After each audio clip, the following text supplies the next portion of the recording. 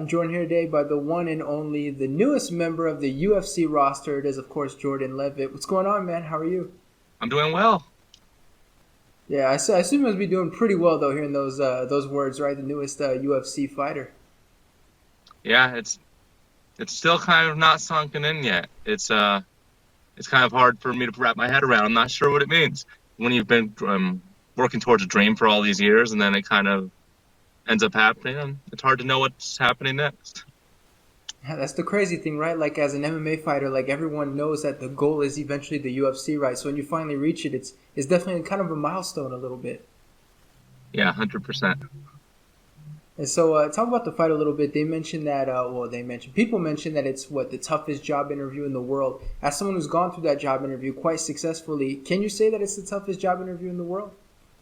That wasn't really my experience. Yeah. For me, I was in a very good mental place. Just me getting the call was validation. I knew I was a good fighter when they gave me the call, so that's all I ever needed. I just need to believe in myself. I've always been doubtful of my skill level. I've always been hard on myself. So when I got the call from the UFC, it kind of pushed all my anxiety out of the way.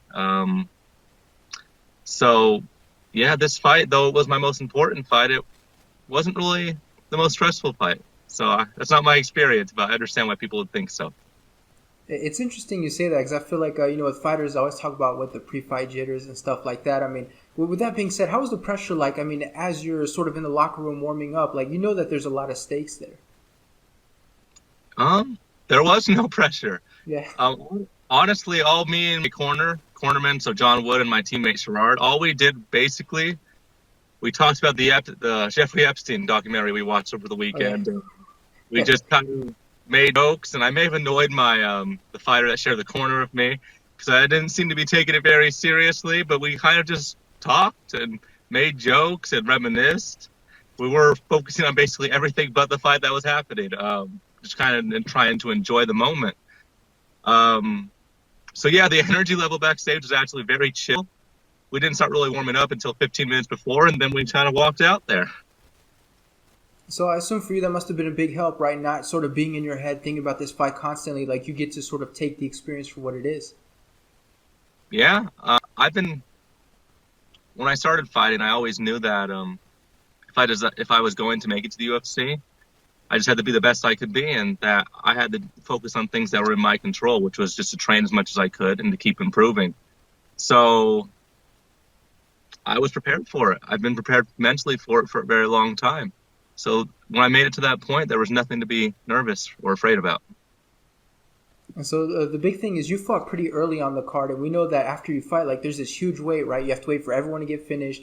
Then you eventually have to wait for Dana to read the names. I know you mentioned there's no pressure, no stress. I assume at that point you got to start getting a little bit jittery, right? Like, there's a part of you that's thinking, like, man, I need that contract announced. Yeah, for sure. So my understanding was, and it's wrong, I thought Dana White only gave out 2 contracts. So I was like, every fight, I'm like, please don't get a finish. Please don't get a finish. You'll ruin my chances. I was like, almost praying that no one else would get a finish besides me. Right. And then, like, after an hour, Wood's like, why do you keep saying, like, don't get a finish? I'm like, because then they'll get the contract and I won't. And then I figured out that wasn't the case. And I'm like, okay, cool. Well, then I'll get it or I won't. And if not, I'll be back in Contenders in a few weeks and then I'll make it. But I was basically praying that no one else got a finish but me, which kind of seems silly now. Yeah, yeah, it's fine. Tell you, like, what the hell are you doing, man? Like, you're fine. It's like, yeah, okay. So coming into the fight, though, what's kind of the game plan for a show like this? 'Cause it's not an ordinary fight, right? Like, you can't jab and leg kick your way to a victory. Like, this is the kind of one where, the Just Bleed crowd, like the sort of Robbie Lawler versus Carlos Condit fight. That's kind of like what gets you a contract, right? Did that change your game plan knowing that, you have to put on an entertaining fight and at the same time try to get that big finish? I understand why a lot of people feel that pressure. But for me, I had to focus on fighting just the way I fought before. Because I'm a finisher. I finish fights when I show up in shape and when I have enough time to prepare. And I had just gone out of another fight camp. So I knew the cardio was there. I knew everything else was there. So for me, I just had to focus on fighting like I always fight. And the mantra was kind of like, Just fight like you do in the gym and you'll be fine. Like, this guy will not touch you in the gym. He's not going to touch you out there. And we drilled everything that happened in the fight to it, like, perfectly. I planned on shooting the low single from distance. We planned on him trying to take my back. And we planned on me just controlling him and tiring him out. And the arm triangle was icing on the cake. It came sooner than we thought it was going to come, but no one could complain about an early finish. I mean, the fight, it was pretty much on the ground the entire time. I mean, it sounds like that's what you guys drilled, right? Like, were you surprised that much of the fight was on the ground? No, not at all. I was surprised when, I don't think he was going to get up, but when he started to work up against the cage and then he jumped guard, I almost was inclined to let him up. I'm like, this is a trap. Like, why would he want to be on his guard? I've been, whooping him. So when he jumps guard, it kind of gave me pause. But then, I just kept moving. I just kept doing what I was doing, and then I got the finish. But it went all according to plan until he jumped guard. That was a little weird, but worked out in my favor. So.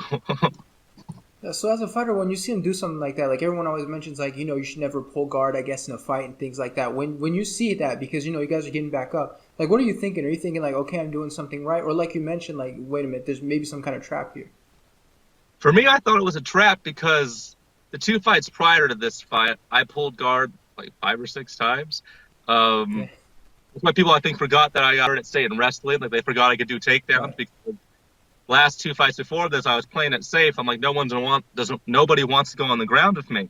So I would pull guard and I would do somersaults onto the ground to avoid strikes because I was playing it safe. So when this guy pulled guard, I was like, maybe I'm not doing as well on top as I think I'm doing if he feels comfortable. But, on the other side, maybe that was him mentally checking out. Maybe he was looking for a way out. I don't know. But it definitely gave me pause. It definitely made me hesitate just for a second. Yeah, it's interesting. You sort of throw the grappler off his own game plan. Like, wait a minute, I want to stand up now. Like, I don't want to grapple anymore. That's how you know something's a little bit weird. Yeah. Well, for sure. So we see you go out there and you get the choke and he tapped like pretty much instantly. Like, how were you able to sort of sink that in? Like, normally we see a little bit of time for the guys to give up. Like, it seemed like you got it in perfectly, first try. Yeah, the arm triangle is one of my best chokes, and I'll lock it up from half guard and finish it. So I feel like there was a shock factor when I didn't try to pass the side control.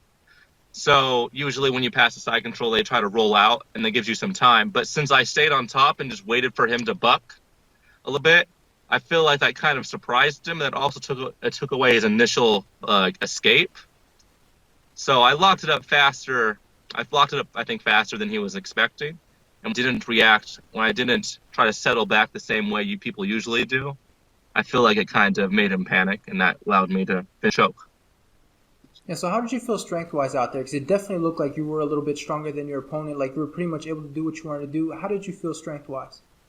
Oh, I felt like a gorilla out there. Yeah. When I was fighting at 45, I could be that strong for maybe 3 minutes, and then I would gas out. So now that I'm at 55, I still weigh I was 179 on fight night, so 24 pounds.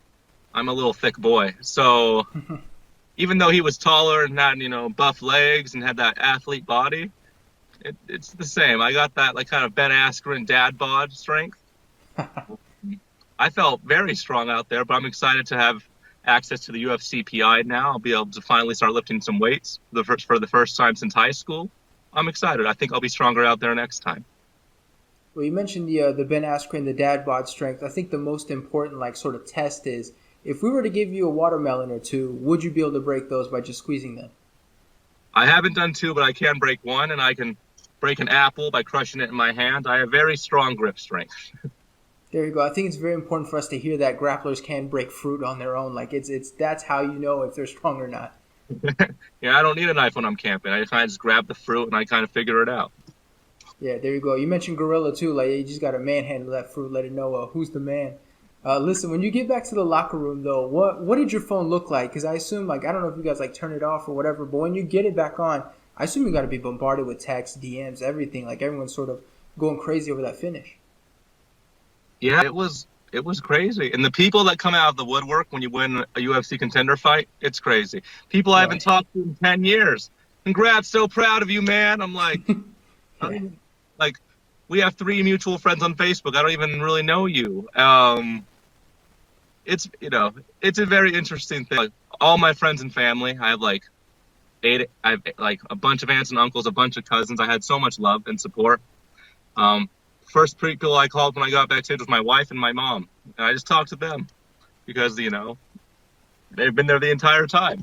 So it's it's definitely a different experience when you win a fight and it's on TV, and then people can see it, and but even I was surprised by how much support and love and you know knuckles I was getting from people.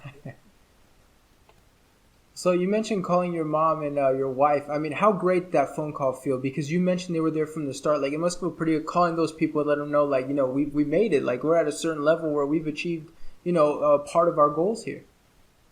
Yeah, like especially especially my wife. I like called. The first thing I said was, "I'm like, easiest 10 grand we've ever made," and then we kind of laughed about that and started making plans for what's next. And then I had to call my mom because before my fight, I I was on social media and I was amping myself up. And then my mom sent me this long message, basically affirmations about, you're prepared for this, you're in shape, you're this, you're this. So I had to, I put my phone on airplane mode and I just look at my mom's text over and over again. Because, the only people whose support I really need is like my coach, my mom, and my wife. If I have those three, everyone else's opinion doesn't matter. But yeah, I kind of just shared that first hour after my fight. I shared it with them. Right, it's great to hear that. I mean, it's a really touching moment too, because you must feel good, like you have that moment, like we did it, and you have these people that are supporting you. So, yeah, it's very good to hear that. Listen, one last question for you though, and as journalists, we have to ask this all the time. It's always what's next, who's next, blah blah. So I know it's tough for you, but I do have to ask, kind of, what's next for you at this point? Do you have an idea when we're going to see you fight again?